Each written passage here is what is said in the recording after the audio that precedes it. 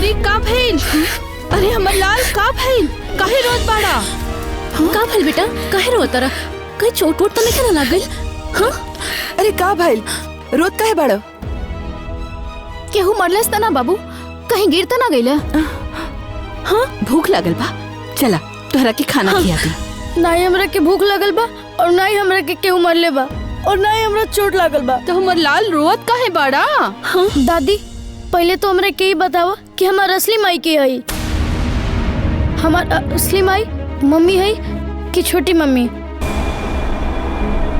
अरे बेटा, तुहार असली मम्मी दीदी है। बाकी तो बेटा सब कर हुआ ना, यही से तो के सब क्यों प्यार करेला। अब चुप हो जा, मत रो। अरे तू हमार बेटा बड़ा बाबू, हमार बेटा। आवा, हम तोहर मम्मी है। हम एकरा की बात के बतावलस, कहीं छुटकी था। छोटी मम्मी हमार असली मम्मी के बाड़ी? अरे बाबू, हम सच कहता नहीं, तुहार असली मम्मी हम बानी। हाँ बेटा, तोहर असली मम्मी तोहर छोटी मम्मी बाड़ी। ना बाबू ना, तोहर असली मम्मी हम बानी। ये लोग तोहरा के बहकावत बाटे। ना बाबू, हम सच कहता नहीं, तुहार असली मम्मी हम बानी। अरे देखी ना जी, एक काका कहत बा लोग कि बाबू के असली मम्मी बाड़ी। ये हमार बच्चा के झूठ साथ सिखावत बाड़ी, भड़कावत बाड़ी। अरे एमे भड़कावे वाला कौन बात बा? सही बात बाटे कि कान्हा इनकरे बेटा बाड़े। हाँ, कान्हा अंजलि के बेटा बाड़े। सबके होता झूठ कहता, बेईमान बा लोग। कान्हा सिर्फ हमार बेटा बाड़े, हमार। बस दीदी, बहुत हो गई, अब और मत बोली।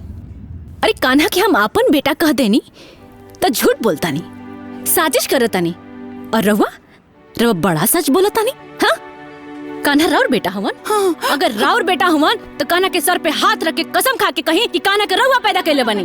हम ना खाई, कान्हा सिर्फ हमार बेटा बाड़े, हमार। और हाँ, तो लिख के देले बाड़ू, तो वचन देले बाड़ू। तो आज से और अभी से हम अपन वचन और अपन लिखल दोनों वापस लेता नहीं। कान्हा हमार बेटा बाटे। ना, कान्हा सिर्फ हमार बेटा बाड़े, ये हमार हुए। कान्हा सिर्फ हमार बड़े। ना, कान्हा तो हमार बेटा हुए। तू हमार हाथ छोड़ा, तू हमार मम्मी ना हो। हमार मम्मी हमार छोटी माई आई। हाँ बेटा, हमें तो हर मम्मी बनी। अरे कान्हा, तू हमार बेटा बड़ा। बेटा हुआ, क्यों कहना सुना? तू हमार बेटा हुए, कान्हा। कावल माई?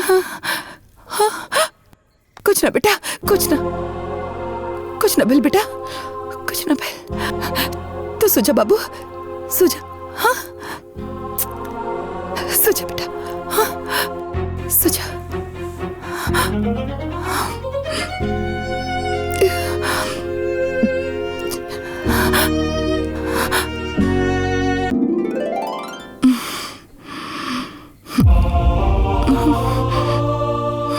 कान्हा, कान्हा, कान्हा, कान्हा।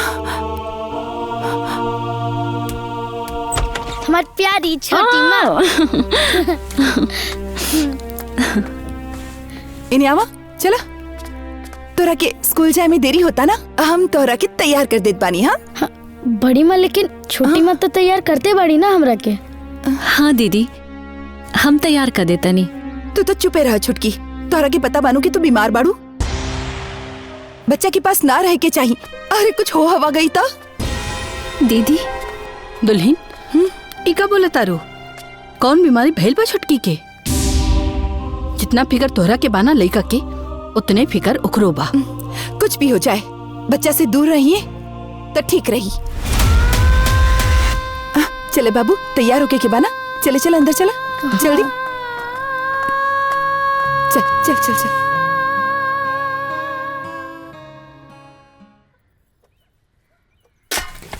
छोटी माँ, हम आ गई नी। अरे और छोटी माँ, आज हम तोहरा खातिर कुछ लेके भी आइल बनी। लेके आइल बड़ा? हाँ। का ले आइल बड़ा हमार लाल? दिखावा तो। ऐसे ना, पहले तो अपन आँख बंद करा, फिर हम तोहरा के दिखाई। अरे आँख बंद करी? हाँ। अच्छा ठीक बा। हाथ खोला। कहाँ? अरे कहाँ? बोला।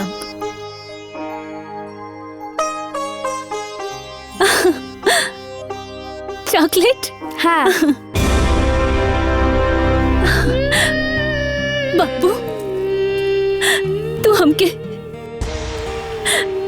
कितना मानेला, कितना मानेला, कितना मानेला बाबू।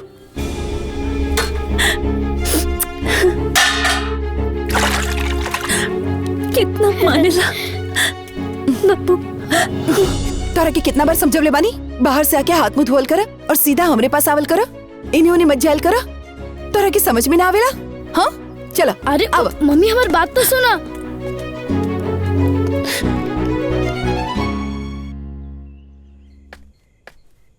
हमरो के भूख लागल बा, हमरो के खियावा ना।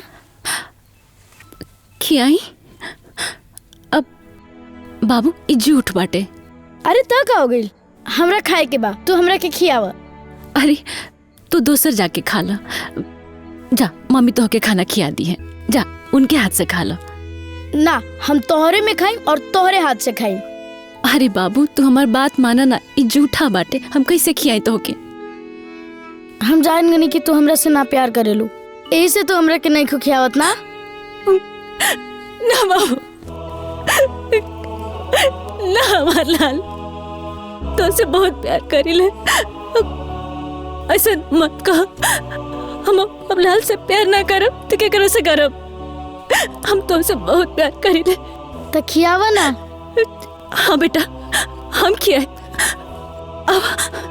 अब बेटा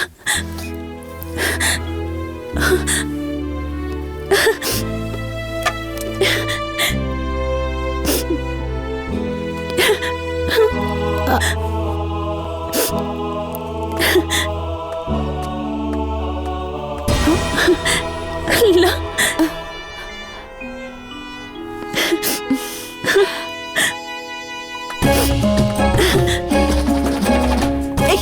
सुनो, तोरा के कितना बार समझवले बानी, केहू के झूठ नहीं के खाए के ना, तोरा के दूसर खाना ना मिलेला। जाए दीना दीदी, बच्चा बाड़े। अच्छा ठीक बा, ई त बच्चा बाड़े, पर तू तो समझदार बाड़ू ना, तोरा समझ में ना आवेला, अपन झूठ खिला देलू, हमार लेका की जिंदगी खराब करत बाड़ू। दीदी ऐसा मत कहीं। बस करा दुल्हन, बहुत बोला तारू, बहुत हो गए तोहार। अरे केकरा के ममता की पाठ पढ़ाओ तारू? हाँ, जितना ममता और प्यार तोहरा दिल में बा ना, उतना ही ममता प्यार सब केहू के दिल में बा।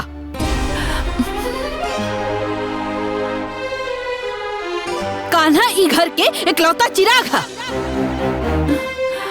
केकरा के ममता सिखाओ तारू? ओकरा के जो अपन कोक सुना करके तोहरा के माई बने के हक देलस, ओकरा के बड़ी आइल बारू माई बने वाली। एगो माई के लड़का के प्यार खातिर तरसावत तारू। हाँ कांचा, माई एकदम सही कहता नहीं। तोहरा अंजलि के त्याग के ना भूले के चाही, तहरा ना भूले के चाही कि अंजलि सिर्फ तहरा खुशी के खातिर अपन कोक बांट देली। त्याग त्याग त्याग, सुन सुन के हमार कान दुखा गइल बा। अगर ये त्याग कैले बाड़ी तो हमहू त्याग कैले बानी, और ये अगर अपन कोक दान देले बाड़ी तो उससे पहले हमहू अपन सुहाग के दान देले बानी। और हाँ, केहू के कौनो एहसान नहीं खे। गाना पे सिर्फ हमारा अधिकार बाटे, हमारा अधिकार बा।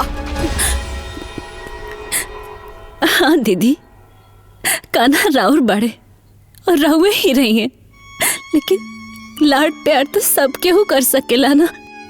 ना, बिल्कुल ना, काहे कि तोहार नियत ठीक नहीं खे। तू हमार बेटा के लाड प्यार तका, तू हमार बेटा के पास आवे लायक भी नहीं खू। चल बेटा, चल अंदर, चल। बहू, बात तो सुना।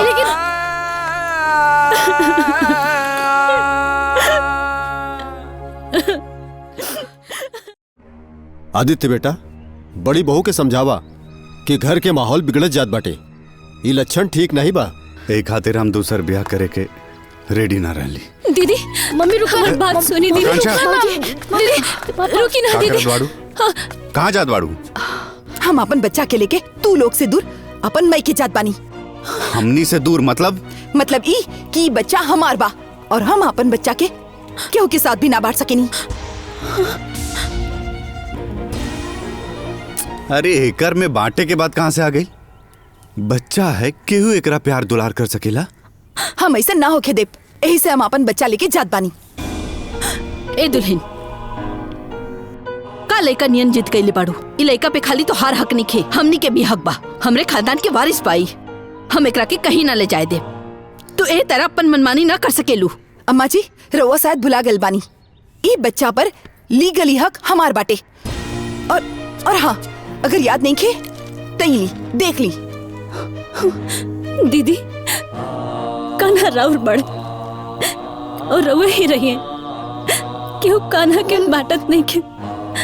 बाकी हम रउआ से हाथ जोड़ के एक विनती करतानी, कान्हा के हमरा से दूर मत करी, दूर मत करी, ना तो हम जीते जी मर जाए। हाँ बहू, ऐसा मत करा। कान्हा के हम लोगन से अलग मत करा। परिवार के खुशी में आग मत लगावा। भौजी मान जाई ना, मत जाई। अरे छोटा सा बात खातिर इतना बड़ा बखेड़ा काहे खड़ा करत बाड़ू?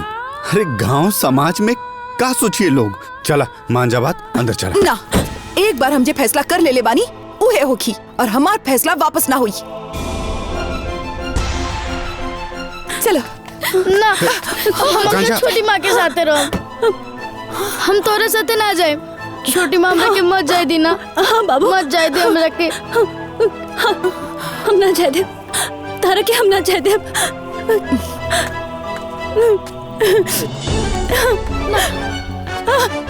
बाबू, छोटी माँ, छोटी माँ, बाबू, मम्मी, कान्हा, कान्हा।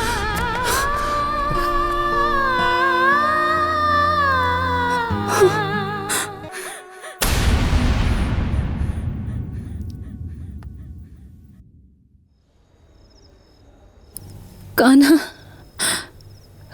बाबू,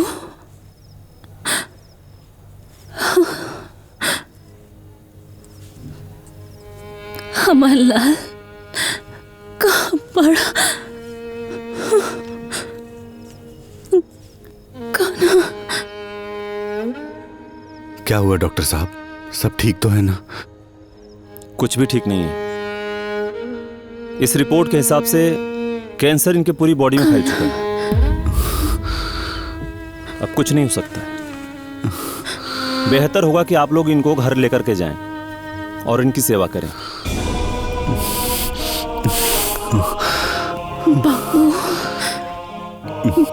डॉक्टर साहब, कुछ तो उपाय होगा जिससे इनकी थोड़ी तकलीफ कम हो जाए।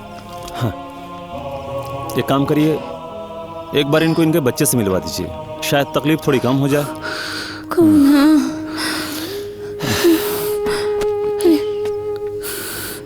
बाबू, देखिए, इनके पास वक्त बहुत कम है। हमार लाल कहाँ बा? हमार लाल।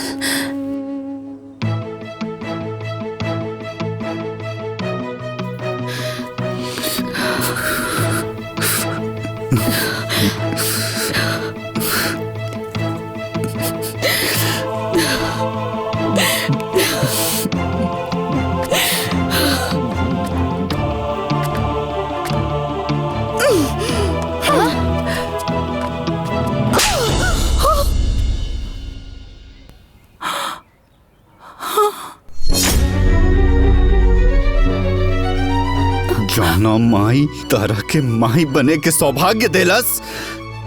आज हुए माई के अपन संतान के ममता पावे खातिर तड़पावा ताड़ू करे जाना का पता।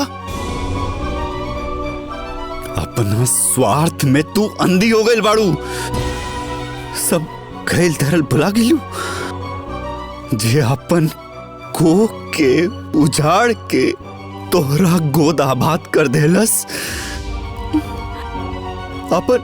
हर खुशी तारा के दे देलस। आज ओकरे जीवन में वो कतरा कतरा के खुशी खातिर मोहताज बाड़ी, सिर्फ तारा वजह से। जीवन भर तारा के बड़ बहन के प्यार देलस, अपन संतान तारा गोद में दे देलस, तारा के नया जीवन देलस, और आज खुद आखिरी सांस लेत पानी। अपन बच्चा के आखिरी बार देखे खातिर तड़पत बाड़ी। लेकिन लगता कि तारा चलते होकर आखिरी इच्छा भी पूरा ना हो पाई। अरे तू कैसन माई बाड़ू जे एक माई के दर्द के ना समझ सकेलू? ना ना, तू माई कहाई के लायक ही नहीं खू। अरे तू एक बेटा के तड़प ना समझ सकेलू?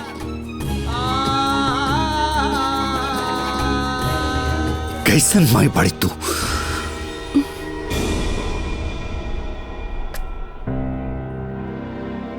भगवान तारा के पांच बना के एकदम सही कहला।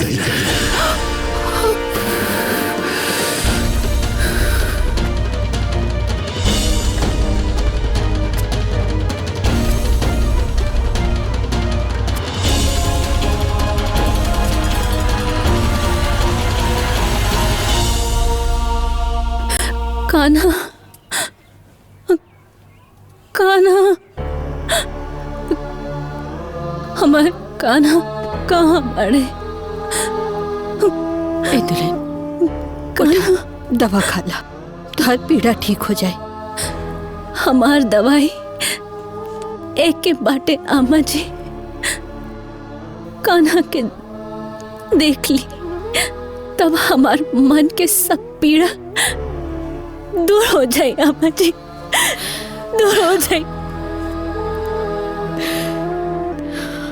बस एक बार हमके हमरा कान्हा से मिलवा दी अम्मा जी। बस एक बार हम अपना कान्हा के एक झलक देख ली अम्मा जी। अम्मा जी। ए दुल्हन, घबरा मत, आदित्य गई पड़े कान्हा के लिवे खातिर। कान्हा ना बस आते होके यहाँ के गल बनी लिया हमर कान्हा आवता, हमर लाल आवता, हमर कलेजा का टुकड़ा आवता, हमर लाल आवता रे। अब हम जी जाए बाबा जी, अब हम जी जाए।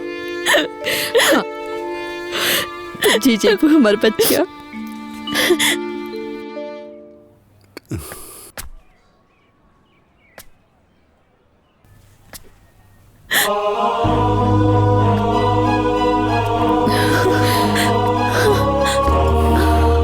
रवा आ गई नहीं, अकेले आई बनी।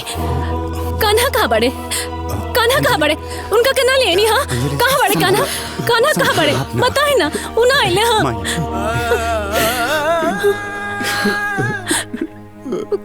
कान्हा ना आइले। हाँ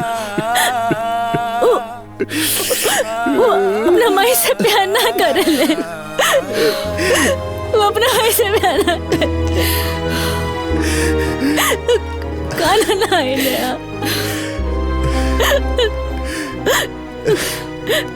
कान्हा, कान्हा, कान्हा। अंजलि, अंजलि, उठा, अंजलि।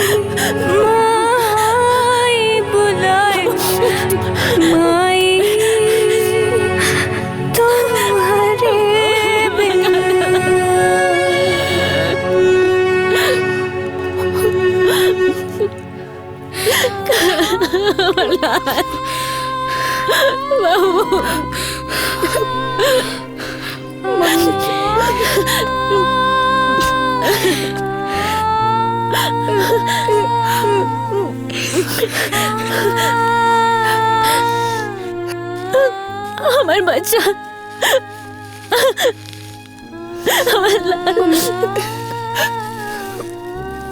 मम्मी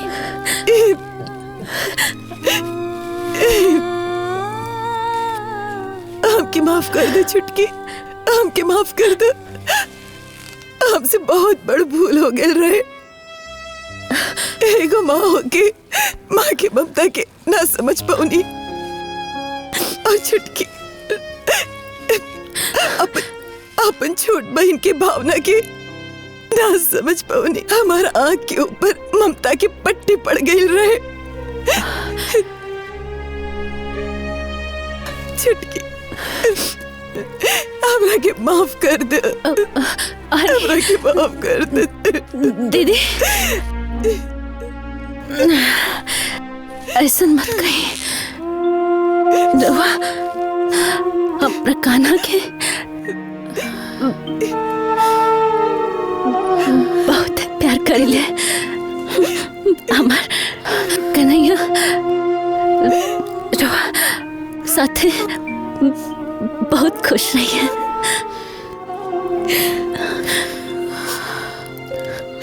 बहुत खुश रही है रवा।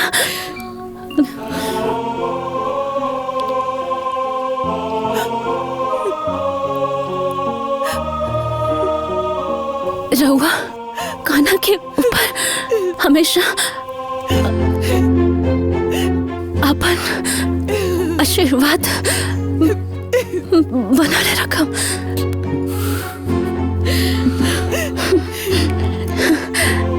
बनाले रखम, बनाले रखम।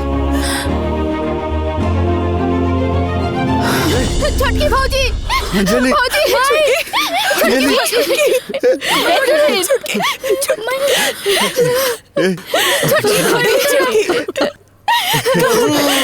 क्या हो गई?